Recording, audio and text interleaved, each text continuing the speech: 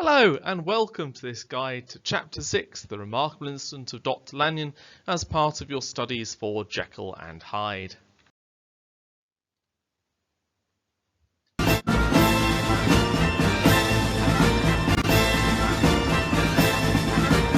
What is this feeling of power and drive I've never known? I feel alive. Where does this feeling of power derive, making me know why I'm alive? Like the night, it's a secret, sinister, dark, and unknown. I do not know what I seek, yet I'll seek it alone. I have a thirst that I cannot deprive. Never have I felt so alive. There is no battle I couldn't survive. Feeling like this, feeling alive. Like the moon, an enigma, lost and alone in the night. Damned by some heavenly stigma, but blazing with light. It's the feeling of being alive, filled with evil but truly alive. It's a truth that cannot be denied. It's a feeling of being inward high.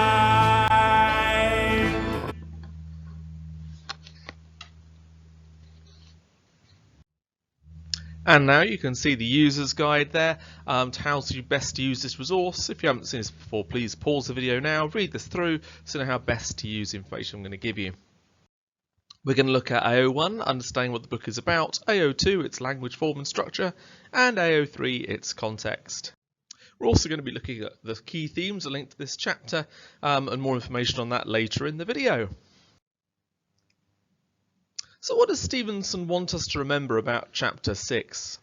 It is in this chapter that the mystery deepens and, as a result of Jekyll's secrecy, Dr. Lanyon dies. What does Stevenson tell us about Jekyll and Hyde in this chapter? Well, we've got Hyde being called callous, violent, vile, having a vile life, and also being called a man. Stevenson deliberately reminds us of Hyde's nature and uses alliteration to emphasise how others feel about him through vile and violent, to make clear their repulsion at his actions. It's hard to say the words vile and violent without a kind of a venomous or vicious tone in your voice. Hyde is also described as a man, implying he has now grown beyond his childish ways and is growing in confidence and skill. But in this chapter we also have a description of Jekyll, one of the first times both characters are described in the same situation. He is known for charities, he did good, open and brighten, and he is at peace. Stevenson juxtaposes his description of Hyde with that of Jekyll, exaggerating his good Christian qualities and making him appear more open and welcoming compared to Hyde. Stevenson presents us with simple language to describe Jekyll with the phrase, he did good, implying a return of the innocent Jekyll who was pure and ethical. For the first time, Stevenson describes both characters in the same paragraph, let alone the same chapter. We have Hyde's strange associations compared with Jekyll's renewed relations. Hyde is cruel, Jekyll serves charity. Hyde with his vile life, and Jekyll becomes distinguished for religion. Stevenson seems to be deliberately showing the balance between good and evil, or wrong and right, or Christian and potentially satanic beliefs here by juxtaposing these two sets of words to describe his characters, almost complete opposites to each other. Let's then review or summarise Chapter 6.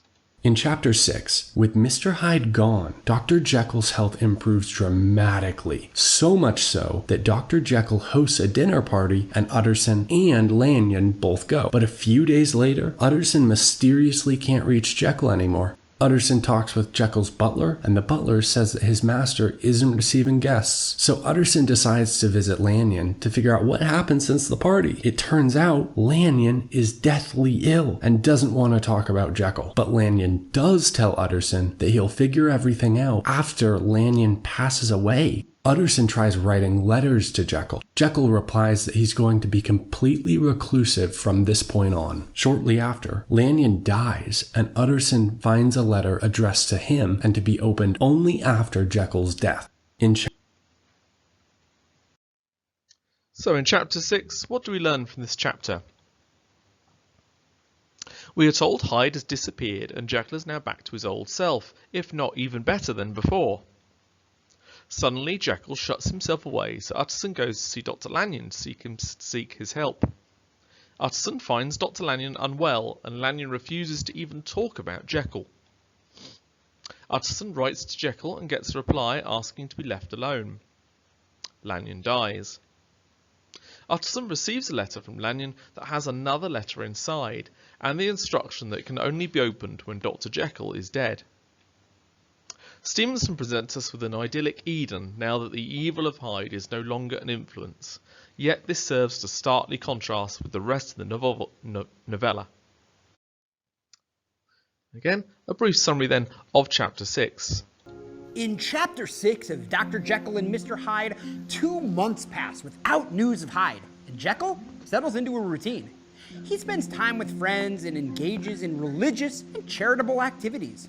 Now, Utterson becomes accustomed to seeing Jekyll regularly, but then, unexpectedly, and without any explanation, Jekyll shuts him out.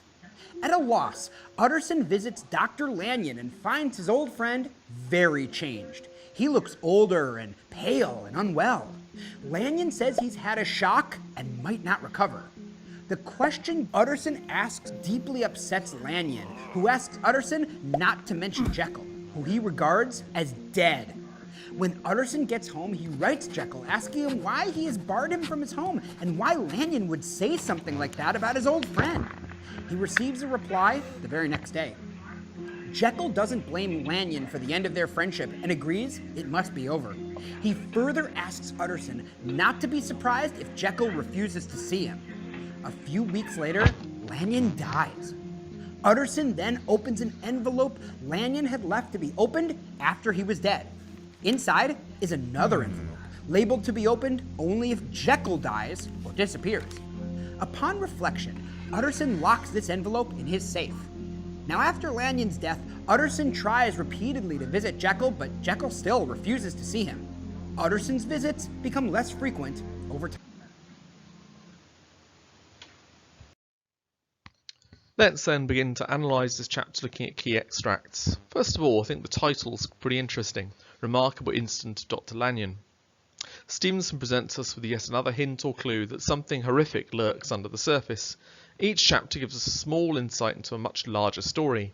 The word remarkable implies to us that there's something special about this chapter, but we are never told what this incident is, and Stevenson once again uses the Gothic convention of letters to heighten the sense of mystery. Here, however, there is also a letter within a letter, a visual representation of Jekyll himself. Let's now look at some of the extracts in more depth. Stevenson presents us with Hyde like a corpse, a body that's dug up or exhumed as the depths of his crimes are explored. This foreshadows Hyde and Jekyll's death. Stevenson used alliteration here to further suggest the reaction of others to Hyde and his crimes. We also spit out the sound just as we reject Hyde. Stevenson uses the language of a writer here to imply that Hyde can simply be erased and that the shock of Hyde can easily be forgotten or buried. Stevenson implies that it is as if Jekyll is resurrected here, as he starts again and begins a new life, which further gives the image of Hyde as dead and gone. A key quote then from this section: "He was busy, he was much in the open air, he did good," describing in this case Jekyll. Stevenson uses a tricolon here to emphasise the way Jekyll has changed. Busy, in the open air, he did good. These all imply Jekyll's swift recovery from Hyde. The adjective open implies Jekyll is now set free from his sins and is no longer repressed. He is being truthful to those around him. The childlike language here is used to imply that Jekyll is now a good Christian man who is acting in the interests of others rather than himself. This strengthens the idea that Jekyll is now pure and innocent. Now Stevenson makes reference to Charles Dickens' Tale of Two Cities from 1859. Jekyll is described as open, implying he is free from his prison. The same technique is used to describe positive aspects of the rich in A Tale for Two Cities. The novel compares two cities, London and Paris, during the French Revolution. The novel repeatedly compares the two places as being opposites, yet we quickly realise the two have more similarities than differences. At the end of the book, the key characters seemingly resurrected as their actions cause good. This is what Stevenson's chapter 6 seems to imply about Jekyll, but of course we still have half a novel to go. Watch this clip then about two cities. How many other links can you find to Jekyll and Hyde? Now you might be thinking that this book's main rap is about two separate cities, London and Paris. Sure, Dickens preaching loud and clear about how separate and alone people and places be. Every human creature is constituted to be that profound secret and mystery to every other. But the book actually hinting at the opposite, that everything is more connected than it look at first. Both London and Paris got their fair share of folks in love, turf wars between the rich and poor, and crews bucking social inequality. Truth is, Paris and London are more double than different. And if you keeping it triple OG, you know Chucky D slanging doubles all up in this text. We not only got Paris and London, but the city of God and the city of men, two Monets, Darnay's double dose of trowels, Darnay and Carton fresh selves looking exactly like each other. Hell, even Charles Darnay's name looks a whole lot like Charles Dickens. There ain't no better example of that doubling though than how the novel opens up. It was the best of times, it was the worst of times. It was the age of wisdom, it was the age of foolishness. It was the epic of belief. It was the epic of incredulity. It was the season of light. It was the season of darkness. It was the spring of hope. It was the winter of despair. For Chuck Deasy, sometimes too. Aside from lots of links to Jekyll and Hyde then, you can see there's a couple of quotes there that describe the novel Jekyll and Hyde actually really, really well. Stevenson challenges us to think of sin as a disease, as the doctor is confined to the house. The idea of seclusion infers that is through contact with the evil, that the evil of Hyde spreads, like a disease through London, I suppose. Stevenson references the idea that it is Utterson's soul that's affected by his friend, and so Hyde's influence. Stevenson describes Lanyon as almost diseased, as if his contact with him has been visibly rotted him and left him near dead. He is infected by Hyde. It is this same infection that gets Utterson when he ignores Jekyll's plea for silence later in the chapter. The characters are addicted to sin. Stevenson has Jekyll wallow in self-pity as he repents for his sins, yet cannot forgive himself. Stevenson implies that Jekyll has gone to hell for the acts he has committed, and that his suffering is that of the tormented soul in hell. Stevenson uses language of drug use here to imply that Jekyll's addiction to sin or being Hyde. Stevenson continues the idea of Jekyll being like an addict by using the tricolon friendship, peace of mind, tenor of his life were wrecked, to imply that his addiction to sin has ruined even the deepest parts of his existence. Stevenson once again links Hyde to madness, but Detective Utterson knows that this is too simplistic and there is more to it than mental illness. This further implies that Utterson himself is addicted to finding out about Hyde. The theme of letters and letter writing is a Gothic trope that Stevenson uses throughout the story. Here this is extended further, with two letters appearing at once in this chapter. We have the letter titled Private for the hands of J.G. Utterson alone, in capitals. And then we have the letter inside that one, which says not to be opened until the death or disappearance of Dr. Henry Jekyll. Letters often contain personal secrets and are not meant to be shared. Utterson's temptation is clear, as his curiosity gets the better of these sinister suggestions, and he is desperate to dive at once to find the truth, yet his moral code and honour and faith stop him from doing so. A letter is easily opened and the contents ripped out, its envelope serving as a fragile skin to what is within, a metaphor then for the Victorian gentleman. Stevenson then continues the chapter by having Jekyll imprison himself once again in his own house. Utterson speaks only to Poole, a man of loyalty and responsibility, rather than see Jekyll. Poole is a servant and so may well deliver gossip rather than fact, further implying Utterson's own addictions. Stevenson once again uses language of open, but describes the city rather than the darkness of Jekyll's house and secrets. Stevenson uses a lexical set of verbs to remind us that Jekyll is wrapped or trapped inside the house.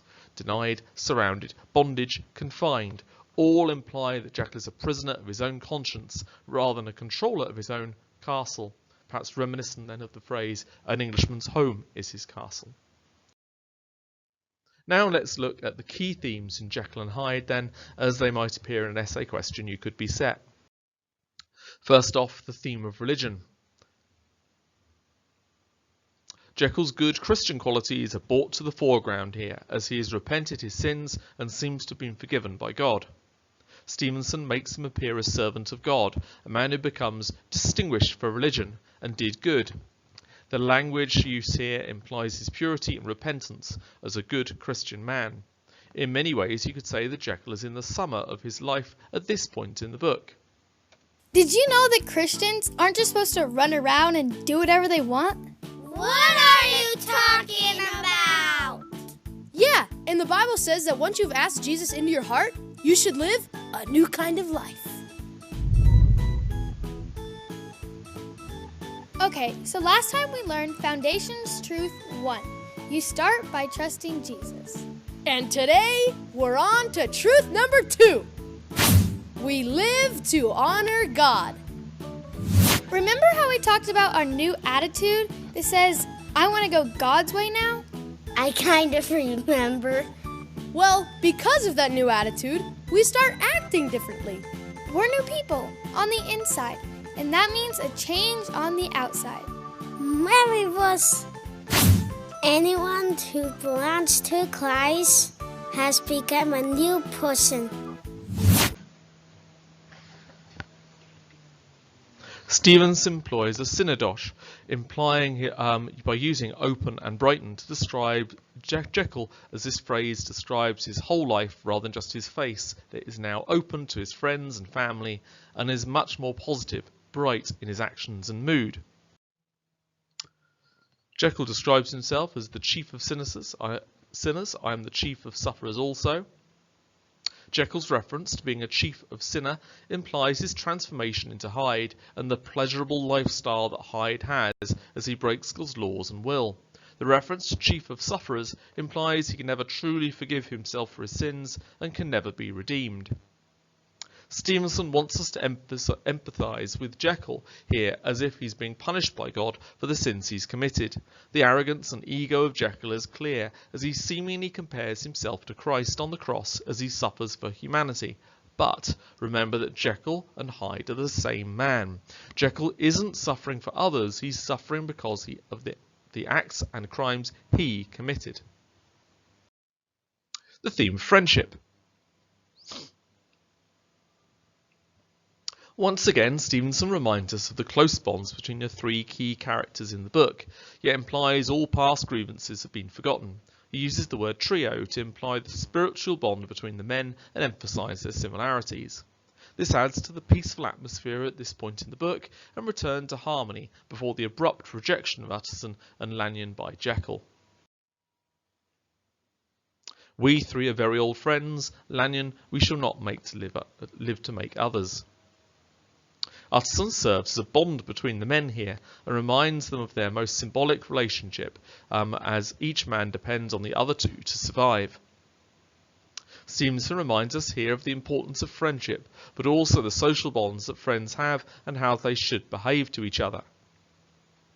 Stevenson foreshadows the death of Lanyon and Jekyll here and suggests that once these bonds of friendship are broken, none of the characters will be able to return to the happiness they once knew. The theme now of repression. In this chapter we witness the effect on Dr. Lanyon of the unseen incident that the reader would assume links to the past unearthed. Dr. Lanyon is clearly shocked at the truth and knowledge that he now has, and his scientific brain cannot deal with the repressed side of Jekyll and that he now knows about. Jekyll mirrors some of the description of Hyde and in Dr. Lanyon with adjectives such as pale, implying that Dr. Lanyon perhaps saw himself in Hyde and is now suffering from his own repressed ideas and notions. The phrase deep-seated terror of the mind reminds us that the thing that he fears is buried inside us all and is a mental illness rather than a physical one. It cannot simply be cured or soothed away. Stevenson also connotes the other connections to Hyde here, as he repeatedly uses the language of law to describe Lanyon: warrant, arrested and testify. This links to the crimes and wanted status Hyde has, and so implies that Lanyon also was linked to Hyde. Lanyon is now an accomplice, and so has broken the law. The theme of science. I sometimes think that if we all knew, we should be more glad to get away. For God's sake, in God's name, I cannot bear it. Stevenson uses Lanyon, a man of knowledge and research, to make clear the message of the book, that knowledge can corrupt and destroy us. By having Lanyon say this, Stevenson may be suggesting that if we knew all, then rather than being an exciting mystery to discover, it would scare or terrify us. This further embeds the idea that man is assuming a godlike role, and this should be something we, as a society and civilization, should get away from. By having Lanyon say this, it makes it more scary that a man of knowledge has been turned away from that quest in such a short space of time. Once more, Stevenson is a man of logic called on God, for God's sake, in God's name, when science fails them, reminding us that God is still seen as one of the most powerful forces that has ultimate power in Victorian times. Some key quotes then from this chapter you can use in your essay. Now, what does Stevenson want us to think at the end of this chapter? Stevenson invites us to anticipate the last few chapters by giving more clues about Hyde and Jekyll and the effect on others, as he layers the final clues and develops Utterson's and our need to discover the truth. Some key quotes then from this chapter with level 5 explanations underneath. As the novella develops, the themes of secrecy and being open are explored to heighten the suspense.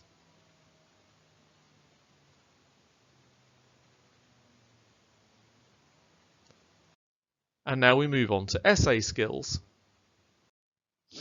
The key question we're going to look at today is, how is the theme friendship explored in Jekyll and Hyde? As normal, the examiner will give us the exam question itself on the left and an extract on the right. Now, where you place this extract depends on where the extract comes from. Now, in this case, we're looking at chapter 6, so around about the middle of the novel. So my analysis of this extract would happen around about the middle of my essay, which means then today I'm not going to start with the extract first. Friendship is a hard theme to cover successfully, as it seems simplistic compared with the whole book, but you could talk about many different pairings of characters when linking to the theme of friendship. We've got Jekyll and Utterson, Utterson, Lanyon and Jekyll, Utterson and Enfield, and possibly even Jekyll and Hyde. So lots of things to consider here, and what you do is think, well, which one is the easiest, the one that most candidates would go for, the ones that most students would write, and which one actually might yield the most interesting answer. So perhaps there, Jekyll and Hyde might actually be the most interesting pairing you could talk about, and probably the one you've learnt the most quotes for. So this is my paragraph 1. Friendship is a key theme in Jekyll and Hyde, driving the plot forwards.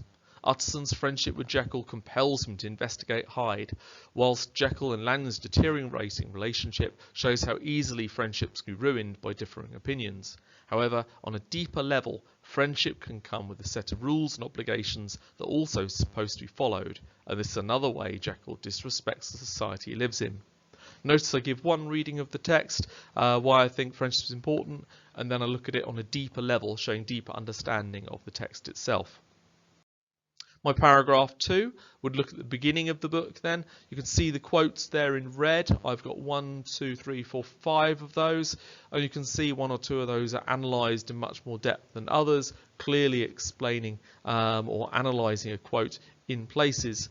I've linked history with my link to the Victorian Gentleman there, and I've tried to explain exactly why friendship, in this case Utterson's friendship with Jekyll, is so important at the beginning of the book. I then move on to the extract itself then, which we're going to listen to. A week afterwards, Dr. Lanyon took to his bed, and in something less than a fortnight he was dead. The night after the funeral, at which he had been sadly affected, Utterson locked the door of his business room, and sitting there by the light of a melancholy candle, drew out and set before him an envelope addressed by the hand and sealed with the seal of his dead friend. Private, for the hands of G.J. Utterson alone, and in the case of his predecease to be destroyed unread. So it was emphatically superscribed, and the lawyer dreaded to behold the contents. I have buried one friend today, he thought. What if this should cost me another? And then he condemned the fear as a disloyalty and broke the seal. Within there was another enclosure, likewise sealed, and marked upon the cover as not to be opened until the death or disappearance of Dr. Henry Jekyll. Utterson could not trust his eyes. Yet it was disappearance, here again, as in the mad will which he had long ago restored to its author. Here again were the idea of a disappearance and the name of Henry Jekyll bracketed. But in the will the idea had sprung from the sinister suggestion of the man Hyde. It was set there with a purpose all too plain and horrible. Written by the hand of Lanyon, what should it mean? A great curiosity came on the trustee to disregard the prohibition and dive at once to the bottom of these mysteries. But professional honor and faith to his dead friend were stringent obligations, and the packet slept in the inmost corner of his private safe. So when looking at the extract, I first identify which quotes I'm going to use. I've got all my short ones when I can use PEE or point evidence explain paragraphs are highlighted in red, the ones that I could say one or two things about. My main quotes are the ones in green, and the ones I think I can analyse in much more depth. You can see what I've written about it on the right hand side and how that formed my response. You can see 1, 2, 3, 4 quotes there, with the last one there, one of my quotes in green, analysed by looking in detail at the word great. Please make notes on this then, and perhaps plan or write that out, try and write it from memory. Last paragraph 4 then would look a bit like this. Similarly, Poole's loyalty to Jekyll results in him pleading for Utterson's help. Poole believes that there has been foul play for Jekyll, who shut himself in the cabinet. Despite the difference in class, Poole is still faithful to Jekyll and views him in that high regard. Perhaps Stevenson intends to illustrate the positive attributes of friendship, which results in the attempts of Poole and Utterson to save their friend. Paragraph 5 again would look like this. I'm not going to read this one out, but please make notes. Pause the video now if you need to.